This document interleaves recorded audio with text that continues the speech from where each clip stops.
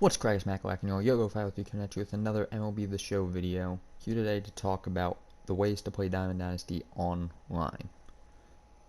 First up would probably be this here Rank Seasons mode, which is your basic online 9-inning game against another person. Simple enough. And the way it works is at the beginning of the year you start at a rating of 0. When you win, your rating goes up. When you lose, it goes down. And as you see, as you go up, you get different rewards, depending on what level you are, or what rank you are, I should say. And as you go up, those rewards get better. At 500, you get this. You get a choice of these cards. At the beginning of the year, it's like these two guys, 2 golds. But as the year goes on, you see you get to these better guys. Gavin Lux, Cy Young, good cards. Not the best cards in the game, but they aren't terrible. You keep going up, you get nothing really there. A bat skin and a player pack here. Gold player and some headliner packs, and then this is the big money spot. World Series. You get some of the most expensive cards in the game. You can make it here. Let me show you. All the way down here, the first World Series card, 1 million stubs. The max price you can sell a card for. The card doesn't even have to be that good. It's just if it's hard to get like these cards are, they will be expensive. Zach Britton, the first one I've seen that's actually has a buy now price on it, which is a little surprising because he's probably one of the better cards. Ken Griffey Jr., he has like 3 higher cards. And then I'd be shocked if I see anyone else you can actually sell. But Chris Sale is a good pitcher. Always nice to have a lefty arm. There aren't many good ones. Ricky Henderson, one of the fastest players in the game, has a solid swing. Mike Piazza, catcher, always valuable. Ted Williams. Looks pretty good hitting-wise. Would be a great bench bat. Or Pujols, again. Honestly, at first base, I wouldn't mind that. And then Willie Mays, an all-around 5-tool player, great person to have on your team. The way it works is, it doesn't start out the year with all of these cards. It starts out with like the first 2. You start off with these 2 or these 3 guys.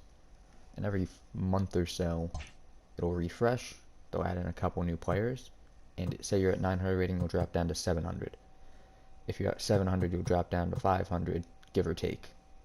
You move down a couple hundred points from wherever you are.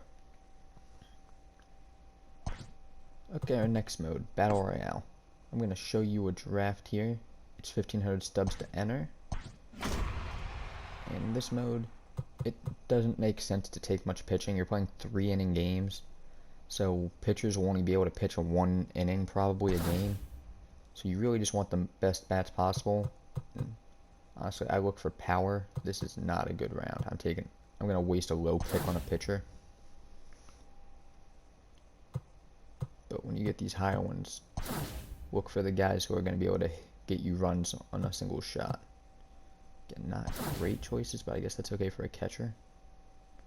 That's the Babe Ruth pitcher card, okay? Mondesi has a glitchy swing. The more you play the game, the more you realize how certain players are. I always used to like Shohei swing, but that might have just been because people didn't realize he could hit. Oscar Hernandez, he's another good one.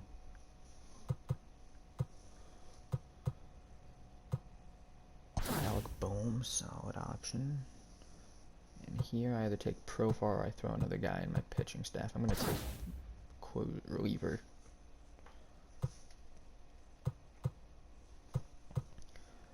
I'm just going to stack up on a lot of bronze and common pitchers, as many as I can really, because these bronze cards, I'm really looking for a guy who's going to get something done. Plus, I want to keep us. Once you fill in a location on you notice I'm getting 1 second baseman, a bunch of pitchers. That's because the only spot in my lineup still open is second base, so the game's trying to get me to fill that in.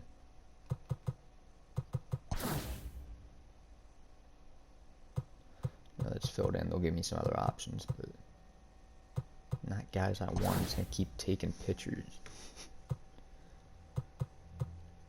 Yeah, I said it earlier, you want to look for guys with a little more power, maybe speed.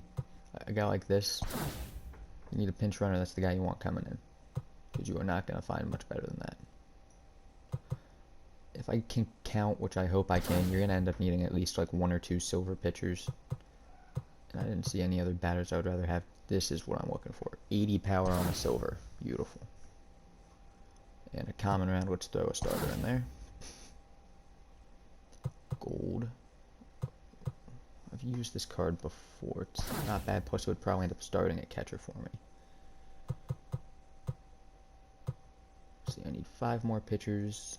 So my silver round, my bronze rounds, and my common round. Okay.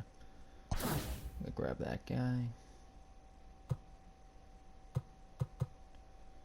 I want to save my batter round for when I get my last diamond. If you look in the top left, it shows you what you're still going to get. Starter. Here's our last diamond. Do we get any? Ooh, I like that. I'm going to go with Jose Ramirez. Always nice to have a switch hitter and he can play basically everywhere. Beautiful lefty. I just realized my entire rotation is lefties, but so how it would work from here is I'd play a 3-inning game. And let me show you for Battle Royale. At the top, it doesn't show it anymore, but at 3 wins, you get a silver card. At 6 wins, you get a gold. At 9, a low diamond. And at 12, a 90+ live series diamond. You lose twice, you're out, or you win 12 games, you're out. And at any point, I can hit L1. It'll pop up. I can forfeit. I'm going to say yes because I don't like playing Battle Royale. And as you see, I have a lot of packs saved up for the pack openings I've been doing. I'm going to open this one up now. Bonus content, always a plus. And it's the silver. Congratulations, you had to see me open a silver up. And our next mode, PS4 tournaments, is a couple times a year they do online super competitive tournaments that I am not good enough to enter. I mean, I would be able to enter, but I'd get destroyed and probably lose very early into it. If you end up being really good at the game, you can try those. Events are, if you look at the specific event, it has all these rules about what you can put on your team.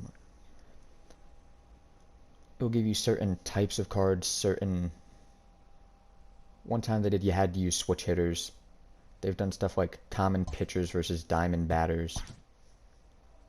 And you total up wins in this one. They have streak rewards on the bottom of the screen here. It shows you, like, if you win 3 wins in one series, you get a gold. 6, you get a higher gold. 9, you get a low diamond. 12, a high diamond. But events also have these cumulative rewards. If you just keep playing events, like I could just play this until it expires, and this is the last event of the year, so it doesn't expire. I can just keep playing and keep racking up rewards, and you see the rewards can get pretty good. They won't look this good at the start of the next year because they don't want to give away this much that early. But at the beginning of the year this year, they gave out a 90 overall, an 86 to anyone who could get up to, it was like 50 wins, I think. And it can be 3-inning game or 6-inning games usually. Every once in a while they turn on a feature called Quick Counts, I think it's called, where the game every at-bat starts, so it'll be like a 2-in-1 count every time you step up to the plate. It's interesting. It's a different way to play baseball. The extended play, you got play with friends, which is you're playing a game online against someone on your friends list. You send them an invite, you set up everything you want to about the game, what stadium it's played at, what time of day, what time of year, and all of the other stuff you would normally set up in a game. Casual online is just ranked seasons, except it doesn't affect your ranking. I don't think I've ever played casual online, because if I want to play online, I want to feel like I'm working towards something, and in ranked seasons, at least, I've never gotten there, but at least I have the chance to get the World Series. I think that's everything I need to go over, so let me just remind you that tonight at 8 o'clock Eastern, we should be premiering the day 3 of our 100 packs a day until MLB The Show 21. It'll probably end up being 110 packs again, 100 show packs, and 10 ball-ins. And then the last night is going to be all the ball-ins I have left over, and all of those headliner packs you see, probably a live stream counting down the time until MLB The Show 21. As always, thank you for watching. Make sure to like and subscribe. And always, the best is yet to come.